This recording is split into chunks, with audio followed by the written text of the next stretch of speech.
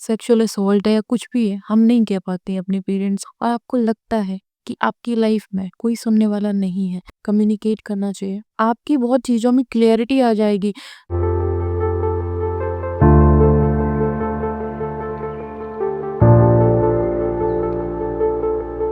सो hey guys, आपका स्वागत है मेरे यूट्यूब चैनल में। मेरा नाम है श्वेता और आज मैं बात करूंगी जर्नलिंग के बारे में।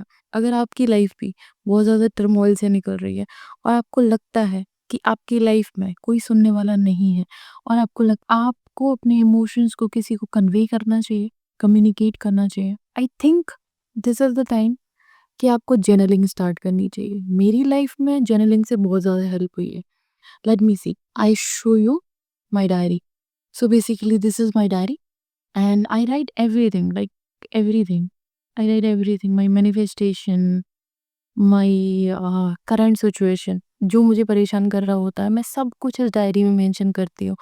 कभी-कभी जब मेरे पास कोई भी नहीं होता है, जनरली नहीं होता है, सो मैं कोशिश करती हूँ अपने सारे इमोशंस, सारे जो टर्मोइल्स है, उनको, अपने वीक मोमेंट्स को, अपने खुशी को, एंगर को, सब चीज़ें मैं इस अपनी डायरी से कम्युनिकेट करती हूँ और हर एक चीज़ नोट करती हूँ इस डायरी में, ताकि मुझे पता रहे कब मैं कैसे इमोशन से गुजर रही थी और मैंने उसे डील करने के लिए क्या सब कुछ किया। I think this is the way हम अपने इमोशंस को बहुत ज़्यादा तरीके से डील कर सकते हैं और हमें लगता है कि अगर हम किसी को बता देंगे, आई थिंक उसे उससे कोई फ़ायदा नहीं होता है, क्योंकि हम जब किसी से अपनी बातें शेयर करते हैं तो कहीं न कहीं हमें एक डर पैदा हो जाता है। वो डर हमें ये बताता है कि यार, व्हाट इफ इस इंसान ने मेरी पर्सनल बातें कहीं शेयर कर दी तो? तो मुझे ऐसा लगता है कि आप अगर एक जर्नल मेंटेन कर रहे होते हो, तो आपको कहीं न कहीं ये हेल्प हो जाती है कि यार, आपकी सारी बातें प्राइवेट हैं, आपकी डायरी में हैं और आप उसको कुछ इस तरीके से लिखो कि लोगों को ज़्यादा समझ में ना आए, वो आपको ही समझ में आए। तो आई थिंक वो प्राइवेसी मेंटेन आपकी हो जाती है।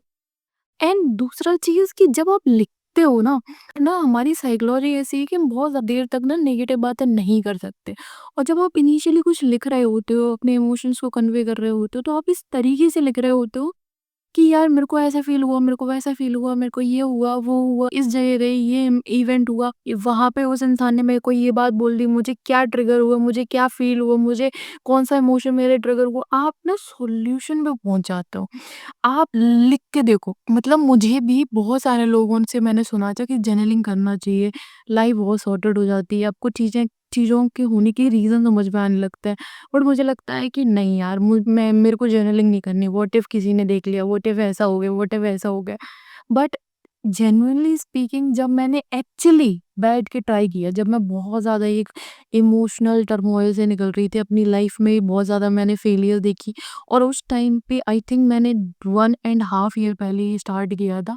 ये बोल सकते हो कि उस टाइम से लेकर आज तक, आज जो भी मैं हूँ, आज मैं इतनी क्लियर हूँ अपने थॉट्स को लेकर कि मुझे कब क्या फ़ील होता है, कब मैं किस बात से बुरा लगता है, कौन-सी चीज़ मुझे ट्रिगर करती है, मेरे ट्रिगर पॉइंट्स क्या हैं। मतलब मुझे विदाउट माय परमिशन कोई इफ़ेक्ट नहीं कर सकता अभी के लिए। तो मतलब it's a huge thing, I think.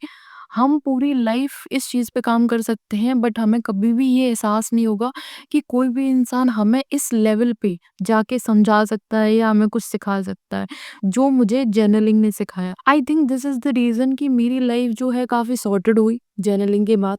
जब भी मुझे कोई चीज़ लगती है अपनी लाइफ में मैनिफेस्ट करनी होती है, तो मैं एक्चुअली उसको लिखती हूँ कि what I want to manifest in next 10 days, next 15 days, और मैं देखती हूँ, पॉजिटिव अपने आप को रख के मैं देखती हूँ कि वो चीज़ मेरी लाइफ में हुई या नहीं हुई। तो बहुत सारी, मतलब मैं बहुत सारी विशेज़ बोल सकती हूँ जो मैंने अपनी लाइफ में मैनिफेस्ट करी। आई थिंक मेरा मैनिफेस्टेशन बहुत स्ट्रांगली काम करता है, और क्योंकि जब आप क्लियर होते हो ना, आपकी मैनिफेस्टेशन के लिए सबसे पहले चाहिए तो वो ये चीज़ है कि आप क्लियर कितने हो उस चीज़ के बारे में। तो अगर आप नेगेटिव इमोशन के लिए क्लियर हो, तो वो होगा। अगर आप पॉजिटिव के लिए क्लियर हो, तो वो होगा। इसलिए आपको लाइफ में क्लैरिटी होना बहुत ज़रूरी है। जब आप अपने आप को लिखना स्टार्ट कर देते हो, तो जो भी आपके माइंड में होता है, जो भी आपके दिमाग में होता है, वो सारी चीज़ें पेपर में आप देखते हो। और जब आप देखते हो ना किसी चीज़ को, तो आप उसे प्रॉब्लम की तरह देखते हो कि ये चीज़ मैंने यहाँ लिखी, फिर मैं थोड़ा पॉज़िटिव हुई, फिर मैंने सॉल्यूशन लिखा। तो सॉल्यूशन लिखते-लिखते आपको एक चीज़ समझ में आएगी कि यार यहाँ पे मैं बहुत ज़्यादा क्योटिक हूँ, बट यहाँ पे मैं थोड़ा स्टेबल हुई, बट यहाँ पे मैं सॉल्यूशन ओरिएंटेड हो गई। ऐसा क्यों हुआ? क्योंकि बहुत टाइम से जब आप उस चीज़ को डिस्क्राइब कर रहे थे, तो बहुत ज़्यादा हमारा दिमाग ऐसा होता है कि जब भी हमें कोई चीज़ ऐसी फ़ील हो रही होती है कि यार ये चीज़ तो मैंने कर ली या ये चीज़ तो मुझे फ़ील हो गया, लेकिन फिर वो सोचता है कि व्हाट इज़ द रीज़न? जब वो रीज़न के बारे में सोचने लगता है तो आपका माइंड जल्दी से जंप करता है आंसर की तरफ, और आंसर की तरफ जंप करने से क्या होता है कि आपको बहुत जल्दी सॉल्यूशन ओरिएंटेड हो जाते हो। तो आपको हमेशा ये पता होता है कि अगर आप जब भी अपनी प्रॉब्लम को सामने से देख सकते हो, और वो जर्नलिंग के थ्रू हो जाता है कि आपकी प्रॉब्लम कंप्लीटली आपके दिमाग से सामने आपके पेपर पे होती है, और वो पेपर आपके सामने जब होता है तो आपको बहुत सी चीज़ें बहुत एकदम क्लियर चल रही होती है। तो जब वो सामने क्लियर दिख रही है तो आप सॉल्यूशन बहुत जल्दी ढूँढ सकते हो, और इससे आपका माइंड सॉल्यूशन ढूँढने के बाद उस पे काम करेगा। क्योंकि अगर नहीं काम करेगा तो वो बार-बार अपने आप को ये नहीं बोल सकते कि यार मुझे पता नहीं कि ये प्रॉब्लम मुझे फ़ील क्यों हो रही है, वो नहीं कर सकता, है ना? हमारा माइंड अगर 1% भी जानता है कि सॉल्यूशन क्या है, तो वो सॉल्यूशन आज नहीं तो कल काम कर लेगा, ठीक है? तो ये मेरी लाइफ में जर्नलिंग ने किया। आई थिंक आज जब मैं अपने भाई-बहनों को या फिर अपने आस-पास किसी लोगों को कन्फ्यूज़ देखती हूँ, तो मैं सबसे पहले उनको एक प्रैक्टिस करवाती हूँ, वो है जर्नलिंग, कि आप अपनी लाइफ से क्या चाहते हो? तो मेजर क्वेश्चंस क्या हो सकते हैं? आप जब जर्नलिंग स्टार्ट कर रहे हो, तो आपके बेसिक स्ट्रक्चर क्या हो सकते हैं? तो आपको बेसिक स्ट्रक्चर हो सकता है कि आप इनिशियली देखो कि आप कौन हो, लिटरली पूछो कि हु एम आई, मतलब what are the things who define you as a person.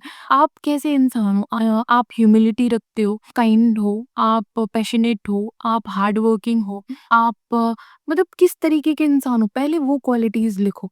फिर उसके बाद आप क्या चाहते हो एज अ जैसे हमारी लाइफ है, एक पर्पस के साथ आई है।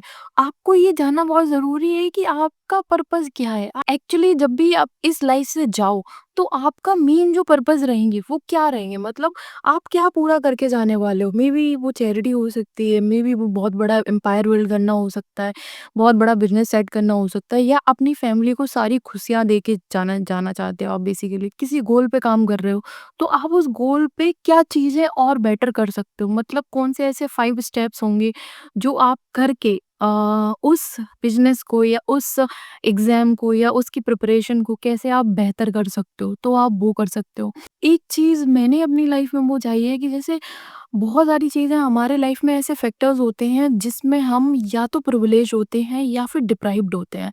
तो वो चीज़ें कौन-कौन सी है? मेबी आपका फैमिली बैकग्राउंड कैसा था, आपकी आपका लिंग्विस्टिक स्किल कैसा था, आपकी फैमिली फाइनेंशियल बैकग्राउंड कैसा था? तो ये सारी चीज़ें लिखो ताकि आपको पता चले कि जब आप किसी मेट्रोपॉलिटन सिटी से एक इंसान से अपने आप को कंपेयर कर रहे हो, तो वहाँ पर कंपेयर करते हुए आप ये तो नहीं भूल जा रहे हो कि आप एक ऐसे स्मॉल टाउन से थे जहाँ से मेट्रोपॉलिटन सिटी में आना ही आपका एक बहुत बड़ा स्ट्रगल था।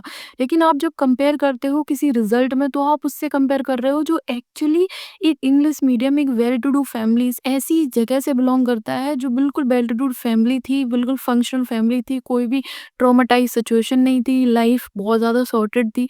अगर आप ऐसे इंसान से अपने आप को कंपेयर करोगे तो डेफ़िनिटली आप अपने आप को सही जज नहीं कर पाओगे। और उसके साथ ही आपको ये समझना भी पड़ेगा कि जब भी आपकी लाइफ में कुछ ऐसे ट्रॉमास हो सकते हैं, कुछ ऐसी चीज़ें हो सकती हैं जो लाइफ में सिर्फ़ आपने गो थ्रू किया है, कोई और इंसान ने वो चीज़ गो थ्रू नहीं करी है। तो उसकी बेसिस पे आपकी मेंटल स्टेट का जो कैपेसिटी भी रहेगा, पोटेंशियल भी रहेगा, वो भी डिफरेंट रहेगा। तो हर एक जजमेंट को जब आप लिखते हो, जब आप जर्नल करते हो, तब आप समझते हो कि आपकी लाइफ लोगों से बहुत अलग है। और जब आप ज़िंदगी में हारते भी हो, परेशान भी होते हो, तब आप अपने आप को जज नहीं कर रहे होते हो, बट आप जिस सिचुएशन से निकल रहे होते हो, वहाँ पे आपका सर्वाइवल, आप जो भी कुछ कर रहे होते हो, वो एक्चुअली बहुत ज़्यादा करेजियस होता है, और आप बस करते रहिए, आपकी बहुत चीज़ों में क्लैरिटी आ जाएगी। तो वो चीज़ें कहीं न कहीं आपको एक नया आयाम देंगी आपकी ज़िंदगी को, और आपकी ज़िंदगी को बहुत अच्छी तरीके से डायरेक्ट भी करेंगी। तो यही एक रीज़न है कि आपको जर्नलिंग करना चाहिए। आप आपकी क्लैरिटी ऑफ माइंड के लिए, एक फ़ोकस्ड करियर के लिए, एक एक अगर आपने लाइफ़ में कभी भी ट्रॉमा फ़ील किया है, कभी भी आपकी लाइफ़ में कोई ऐसी सिचुएशन हो सकती है, सेक्सुअल असॉल्ट है या कुछ भी है, हम नहीं कह पाते हैं अपने पेरेंट्स से, हम फैमिली से नहीं कह पाते। वहाँ पे आपको अपने साथ खड़ा होना पड़ेगा। वो सिम्पैथी, वो लव, वो अटैचमेंट, वो सारी केयर आपको खुद को देनी पड़ेगी। आपको जो भी टॉपिक पे आगे वीडियो चाहिए, आप मुझे बता सकते हो। आप मुझे कमेंट कीजिए, मैं डेफ़िनेटली उस चीज़ पर वीडियो लाऊँगी। आप अपने सपनों पे काम करते रहिए। मैं फिर मिलूँगी आपसे। Goodbye, signing of.